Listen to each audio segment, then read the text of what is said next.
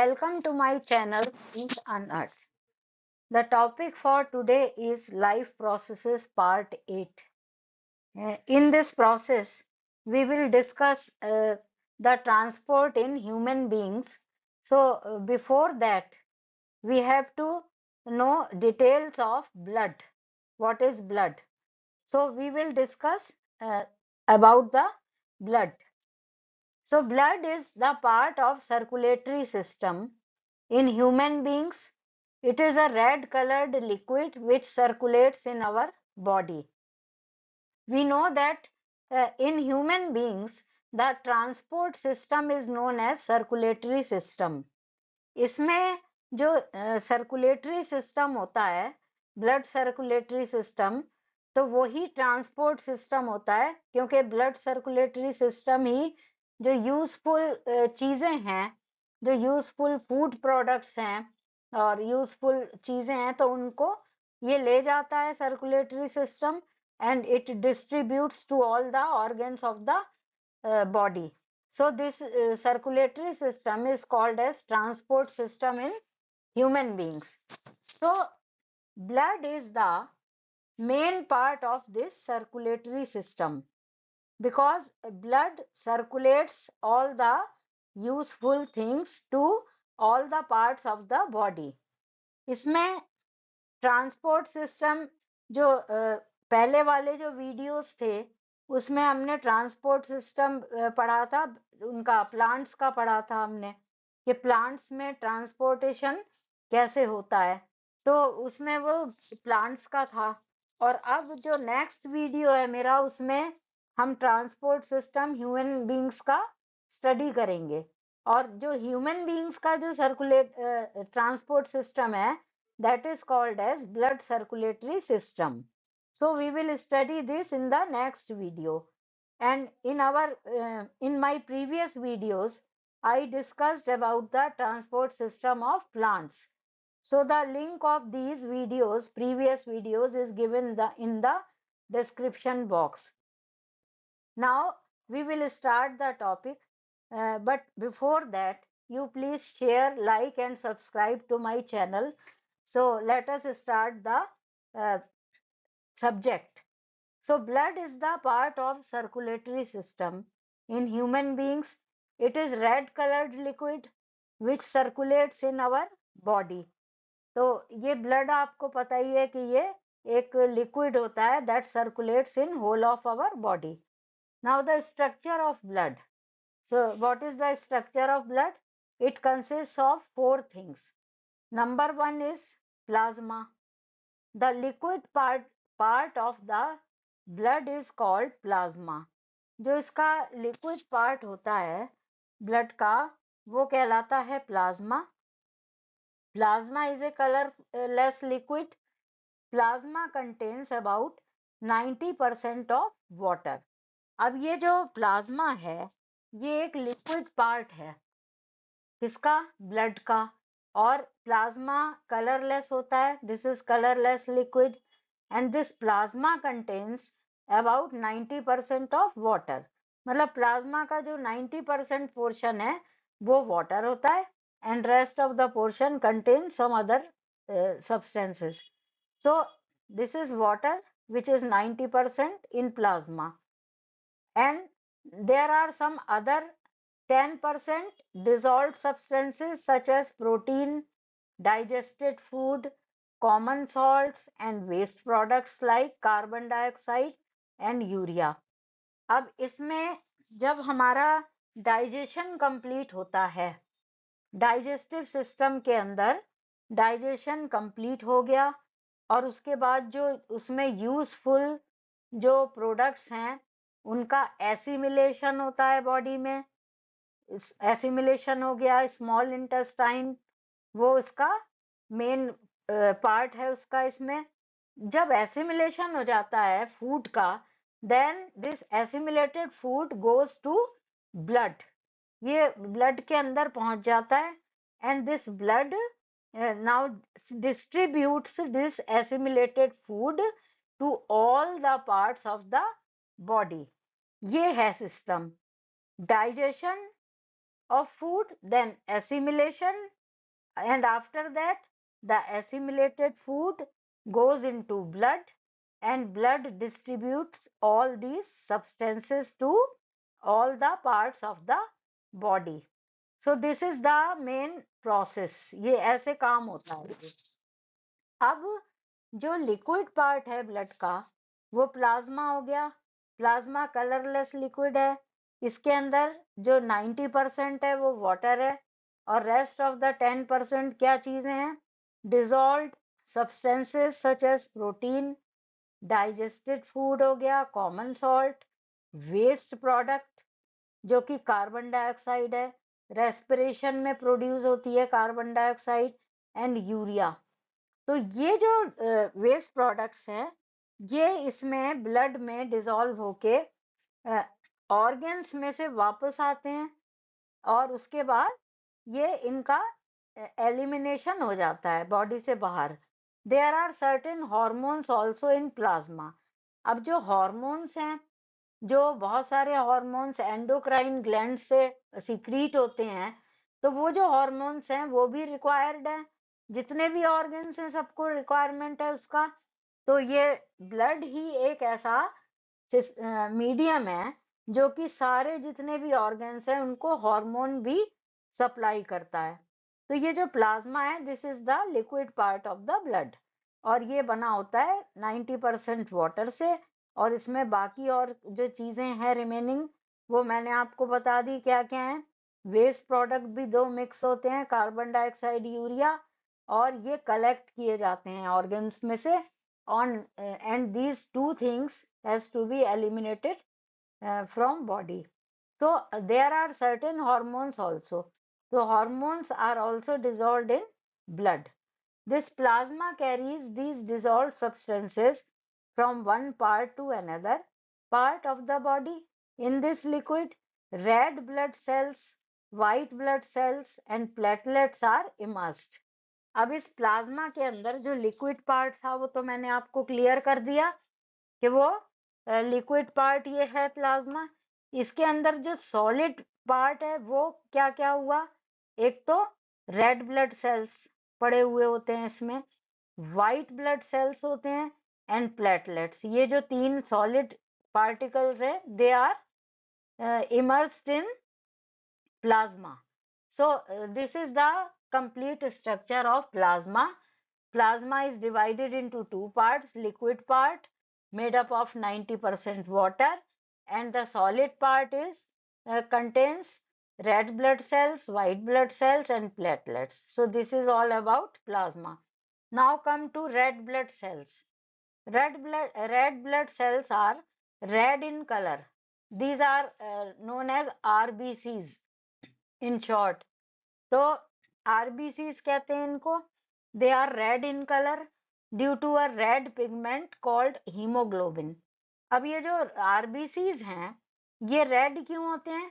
क्योंकि इनके अंदर एक रेड कलर का पिगमेंट होता है जिसको हीमोग्लोबिन कहते हैं. तो रेड ब्लड सेल्स जो हैं ये ऑक्सीजन कैरी करते हैं और हीमोग्लोबिन जो इसके अंदर होता है वो रेड ब्लड सेल्स में. So the hemoglobin present in red blood cells actually carries oxygen. अब ऑक्सीजन कैरी करने में जो मेन पार्ट है वो हीमोग्लोबिन का है. हीमोग्लोबिन, अब वो जो ऑक्सीजन आई जो हमने इनहेल करी है रेस्पिरेशन में, तो वो ऑक्सीजन लंग्स के अंदर आई.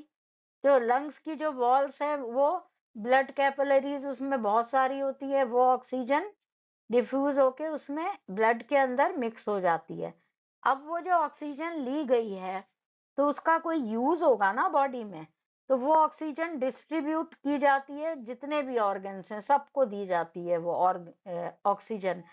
तो जो ब्लड के अंदर हीमोग्लोबिन होता है तो वो ऑक्सीजन के साथ मिलके ऑक्सी हीमोग्लोबिन बना लेता है. ये अभी मैं शॉर्ट में बता रही हूँ, ये आगे डिटेल में आपको इसको पढ़ाया जाएगा. तो जो हीमोग्लोबिन है that combines with oxygen and it makes oxyhemoglobin. Then this blood is circulated throughout the body. So this hemoglobin with oxygen, it moves from one place to other place in the body, and this oxygen is supplied to all parts of the body. तो ये haemoglobin जो है इसका main part है oxygen को अपने साथ मिलाना और उसको डिस्ट्रीब्यूट करना जितने भी ऑर्गन्स हैं। Haemoglobin also carry some of the carbon dioxide from body tissues to lungs.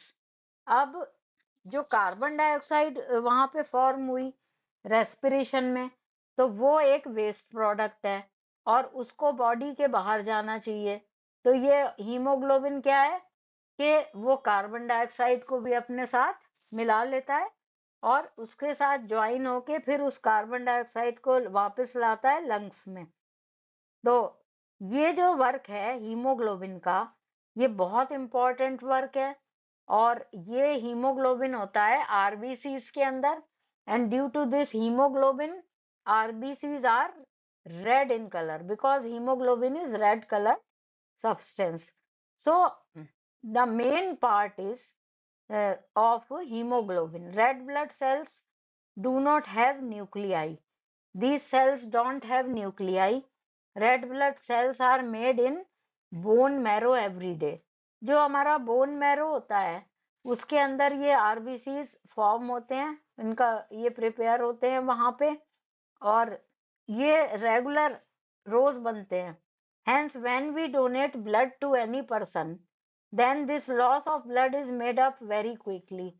जब हम किसी को ब्लड डोनेट करते हैं तो ये जो आरबीसीज है ये रेगुलर उसमें बोन मैरो के अंदर बन रहे हैं, उनका फॉर्मेशन हो रहा है। तो इसलिए जो हमने ब्लड डोनेट किया है उसकी जगह पे नया जो ब्लड है वो बहुत जल्दी बन जाता है। तो ये है आरबीसीज का स्ट्रक्चर। आरबीसीज में होता है हीमोग्लोबिन। हीमोग्लोबिन कैरी करता है बहुत सारी इंपॉर्टेंट फूड आइटम्स और वेस्ट प्रोडक्ट्स को।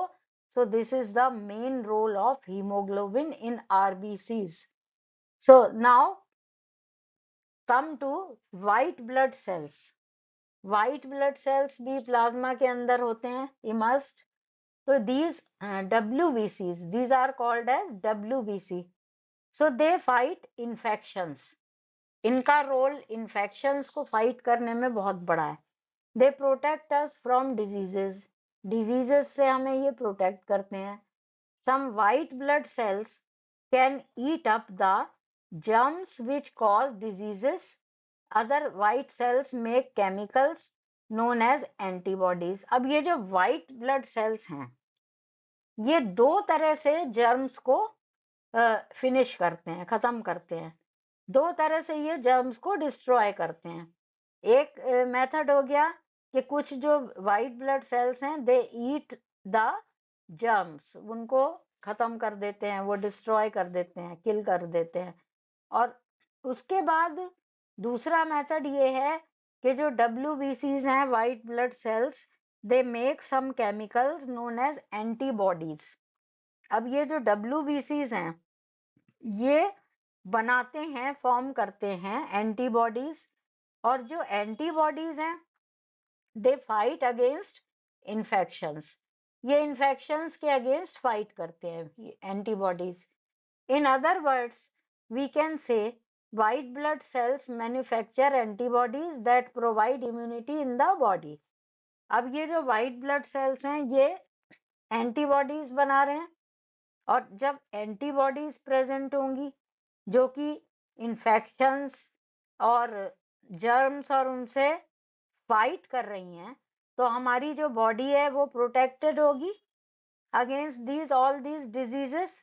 तो ये एक तरह से इम्यूनिटी है बॉडी के अंदर, immunity against these diseases. So WBC play main role in fighting against the diseases. So this is the main part of white blood cells. They fight infections and they fight infections in two ways. Number one, some of the WBCs they eat up the germs, destroy कर देते हैं germs को.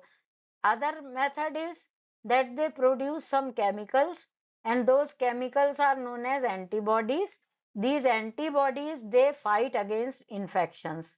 In other words, we can say white blood cells manufacture antibodies that provide immunity in the body. Immunity means resistance, जो बचाता है हमें infection से, तो वो इम्यूनिटी कहलाती है। तो WBCs हमें इम्यूनिटी देते हैं। These cells are also called as soldiers of our body.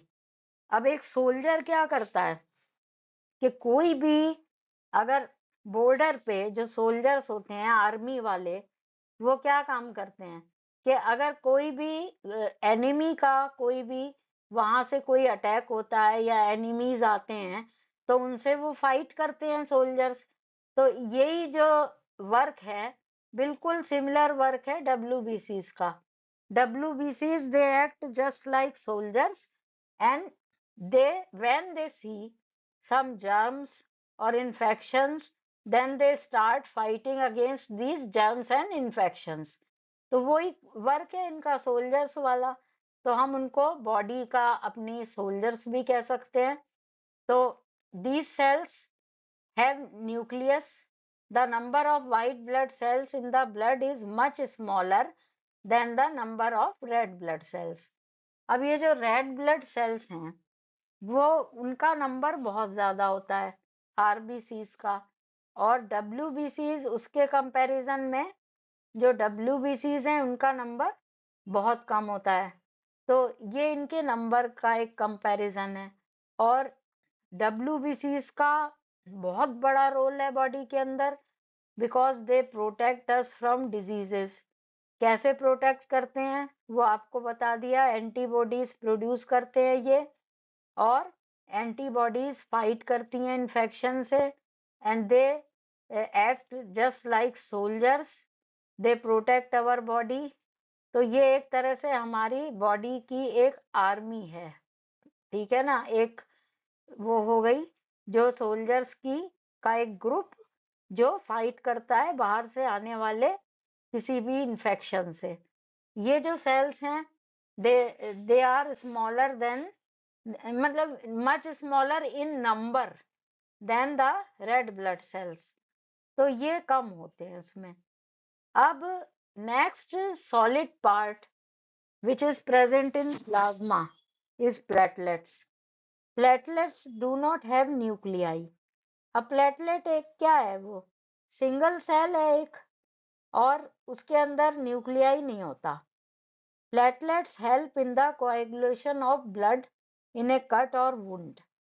ये आपने देखा होगा कहीं पे भी बॉडी में अगर कट लग जाता है, suppose we are cutting some vegetable or other thing, then if there is a cut from with the knife, then what happens, blood starts coming out.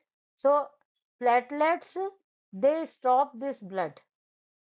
कैसे इसको रोकते हैं वो, process is called as coagulation. इसमें detail में हम आगे पढ़ेंगे। एक वो नेटवर्क बन जाता है जस्ट लाइक नेट, और उसमें जो है एक प्रोटीन होता है, बिल्कुल शॉर्ट में मैं बता रही हूँ, आगे वो डिटेल में हम थ्रोम्बोसिस वगैरह वो स्टडी करेंगे। तो इसमें एक प्रोटीन का एक नेटवर्क, एक नेट सा होता है। अब जब नेट बनता है तो उसमें बीच में स्पेसेस होती हैं।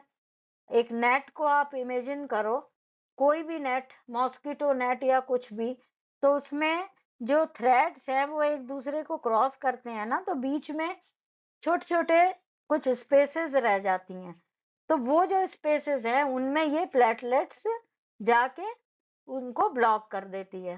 तो इस तरह से क्या है कि क्लॉट बन जाता है उस कट के ऊपर या वुंड के ऊपर, और जो ब्लीडिंग है वो रुक जाता है।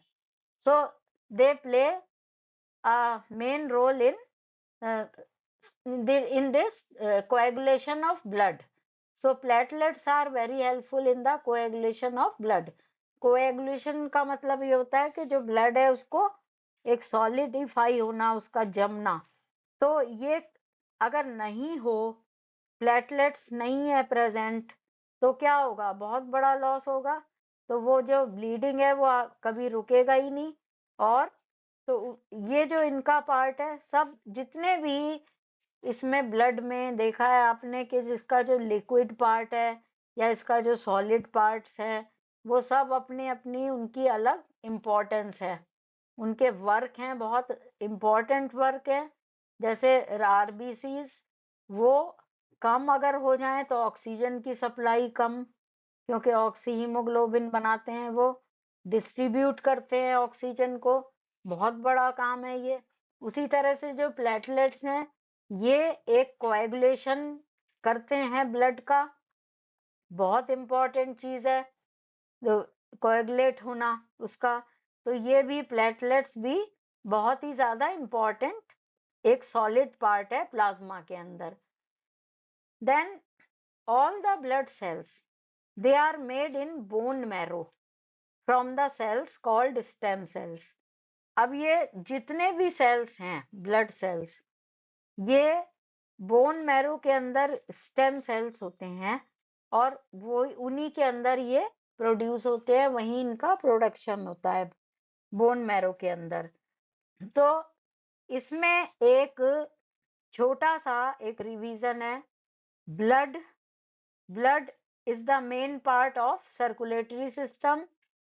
The liquid part or the liquid part of the blood is plasma, and that contains 90% of water. Rest of the 10%, there are some dissolved food materials which are assimilated during digestion, and this plasma, which is liquid portion, it contains 2-3 solid particles, RBCs, WBCs, platelets, so they are immersed in the plasma. So this is the full structure of blood, and this blood, all these blood cells, they are formed in bone marrows from the cells called stem cells. So this is the whole structure of blood. Now we will study about the functions of blood। अब blood का क्या function है, बहुत बड़ा है। अभी ये कितनी चीजें इसमें हमने देखी हैं, ये जितना ऑक्सीजन का ब्लड, मेनली आप अगर देखें तो इसका वर्क है ट्रांसपोर्टेशन। अगर ये ब्लड नहीं हो और ये पूरी बॉडी में सर्कुलेट नहीं हो रहा है कोई, तो कोई मीडियम ऑफ ट्रांसपोर्टेशन होगा ही नहीं बॉडी के अंदर। जो ऑक्सीजन हमने इनहेल करी उसके अंदर गई वो लंग्स में, तो वो लंग्स में ही भरी हुई रह जाएगी। और जितने भी हमारे बॉडी पार्ट्स हैं, बॉडी ऑर्गन्स हैं, उनको किसी को भी ऑक्सीजन नहीं मिलेगी, जो कि एक बहुत बड़ा एक रिक्वायरमेंट है। ऑक्सीजन जब पहुंचेगी जितने भी ऑर्गन्स हैं, तब फूड का ऑक्सीडेशन होता है उस ऑक्सीजन के साथ, और एनर्जी रिलीज होती है। Without energy nobody can live।